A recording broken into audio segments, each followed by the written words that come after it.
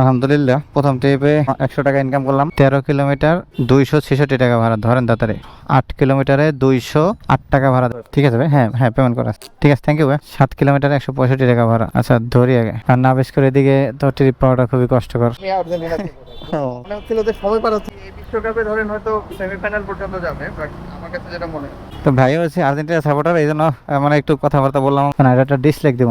দেখেন কি পরিমাণ বিশ, 8:30, 9:30, 10:30, 11:30, 12:30, 5.5 ঘন্টা, মোট 5.5 ঘন্টায় 1259 টাকা ইনকাম করছি পাঠা অ্যাপসের মধ্যে। আর ওখানে আছে 100 টাকা, 1359 টাকা ইনকাম।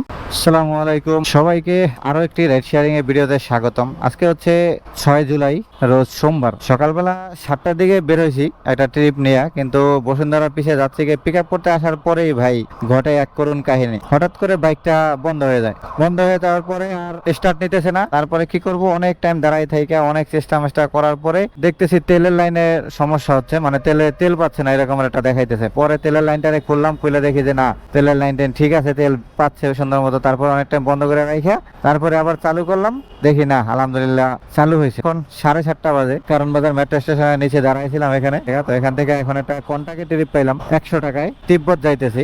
মিটার এখান থেকে জিরো করেই দেখি কত কিলো চালাই। যেহেতু আমার ডিউটি বিকেলে, তাই 12:30 বা 1টা পর্যন্ত রাইড শেয়ার করবো, দেখি এর মধ্যে কয় টাকা ইনকাম করতে পারি, সেটাই আপনাদের সাথে শেয়ার করবো। আশা করি পুরো ভিডিওটা জুড়ে আপনারা আমার সাথেই থাকবেন। যারা ভিডিওটা ফেসবুক থেকে দেখছেন পেজটাকে ফলো দিন, যারা ইউটিউব থেকে দেখছেন চ্যানেলটাকে সাবস্ক্রাইব করুন। ঠিক আছে, চলেন তাহলে আজকে দিনের প্রথম যাত্রীকে নামাই দিই। ঠিক আছে, থ্যাংক ইউ ভাই। আসসালামু আলাইকুম। আলহামদুলিল্লাহ প্রথম ট্রিপে 100 টাকা ইনকাম করলাম মাত্র 2.6 কিলোমিটারে। 7:42 বাজে, দেখি পরবর্তী ট্রিপটা আবার কখন নিতে পারি। আলহামদুলিল্লাহ আজকের দিনের দ্বিতীয় ট্রিপটা পাইলাম। আপনাদের সাথে লাস্ট কথা বলছিলাম তখন বাজে 7:42, আর এখন বাজে 8:15। আমি ওখান থেকে আইসা পরে আবিস করে এখানে বসেছিলাম এতক্ষণ। এখন একটা রিকোয়েস্ট আসলো পাঠা অ্যাপসের মধ্যে, যাত্রী আছে আমার থেকে মাত্র 500 মিটার সামনে। এখন চলেন যাত্রীকে পিক আপ করতে যাই। আলহামদুলিল্লাহ যাত্রীকে পিক আপ করলাম, নিয়ে যাচ্ছি মিরপুর 2 নাম্বার। দূরত্ব দেখাইছে 7.5 কিলোমিটার, ভাড়া দেখাইছে 138 টাকা। ঠিক আছে, তো চলেন যাই। ঠিক আছে ভাই, thank you. ATF cash card হলো 123 টাকা, যাত্রী ডিসকাউন্ট ছিল 15 টাকা, পাঠাও কমিশন নিয়েছে 20 টাকা। এটিএফ ইনকাম হয়েছে আমার 114 টাকা। 120 টাকা ইনকাম হয়েছে, কারণ যাত্রী তো 60 টাকা বেশি দিয়েছে। আর আসার সময় অবশ্য একটু প্যারা নিতে হয়েছে, সেটা হলো গিয়ে ক্যান্টনমেন্ট দিয়ে ঢুকে আসছে তো সৈনিক ক্লাব দিয়ে, আর সেখানে ঢুকলে তো ক্যামেরা খুলতে হয়, এটা প্যারা। 8:45 বাজে ঠিক, দেখি পরবর্তী ট্রিপটা কখন নিতে পারি। তবে দিক থেকে ট্রিপ পেয়ে যাবো এখন। দেখছেন বলতে বলতে চলে আসছে, কোথায় যাবে, বসুন্ধরা। 13 কিলোমিটার 266 টাকা ভাড়া ধরেন তাড়াতাড়ি। ঠিক আছে, যাত্রীর সাথে কথা বলে যাত্রীকে পিক আপ করি আগে। আলহামদুলিল্লাহ যাত্রীকে পিক আপ করলাম কিন্তু ঠিক 8:48-এর সময়। আর এটা নিয়ে যাচ্ছি বসুন্ধরা আমেরিকান ইউনিভার্সিটি আছে সেইখানে। এটার দূরত্ব 13.26 কিলোমিটার, ভাড়া দেখেছে 266 টাকা। ঠিক আছে, তো চলেন যাই। ঠিক আছে, থ্যাংক ইউ। এখানে ট্রিপে ক্যাশ কালেক্ট করলাম 223 টাকা, যাচ্ছে ডিসকাউন্ট ছিল 45 টাকা, পাঠাও কমিশন এসে 26 টাকা। এই ট্রিপে ইনকাম হয়েছে আমার 13 কিলোমিটারে 240 টাকা। আর আসতে ভাই সময় লাগছে পুরো 40 মিনিট। ভাই কালশির দিক দিয়ে আসছি, কালশি থেকে একবার ইসিবি চত্বর পর্যন্ত পুরা রাস্তা জ্যাম।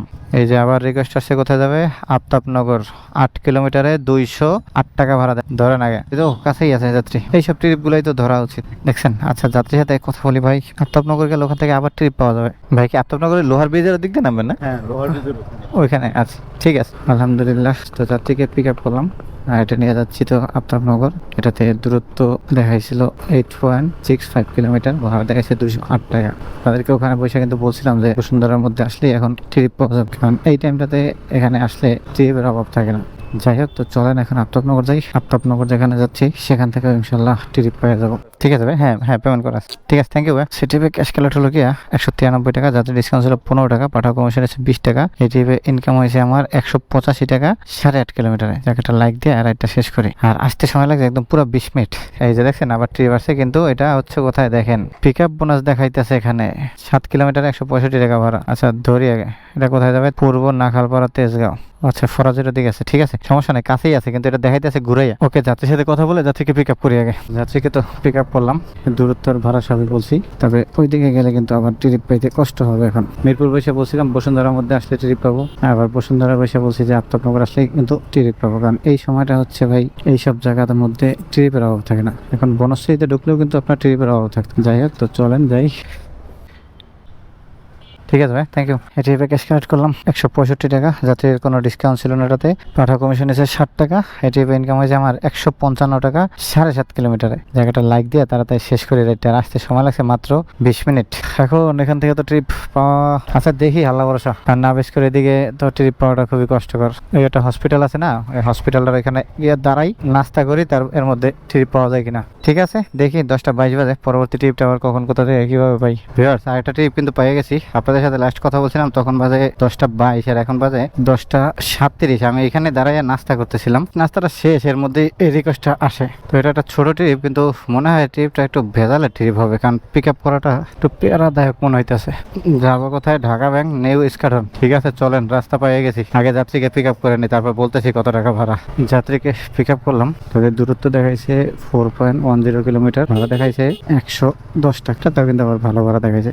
আর এই ট্রিপ দিলে কিন্তু পাঠাতে আমার 6 ট্রিপ কমপ্লিট হয়ে যাবে, কিন্তু এরপরেই তো হবে শয়তানি শুরু পাঠাবে। সমস্যা নাই, এরপরে ট্রিপ দিলে দিক, না দিলে না দিক, আমি আর ট্রিপ নাও দিতে পারি, তবে ইস্কাটন থেকে ট্রিপ আবার পাওয়ার সম্ভাবনা আছে। ঠিক আছে তো চলেন যাই। ঠিক আছে থ্যাংক ইউ। ট্রিপে ক্যাশ কালেক্ট করলাম 97 টাকা, যাত্রী 100 টাকা দিছে, যাতে ডিসকাউন্ট ছিল 13 টাকা, পাঠা কমিশন এসে 5 টাকা। আর এই ট্রিপে ইনকাম হয়েছে আমার 102 টাকা মাত্র 4.5 কিলোমিটার। জায়গাটা লাইক দিয়ে আর একটা শেষ করে দিই। এখন এদিকেও তো লাল হয়ে আছে পুরো, দেখি ট্রিপ পাওয়া যায় কিনা। যাইতে পারে, সম্ভাবনা আছে। 11টা বাজে নাই এখনো, 2 মিনিট সময় বাকি আছে। ঘুরে ঘুরে বৃষ্টি পড়তেছে এখন অবশ্য।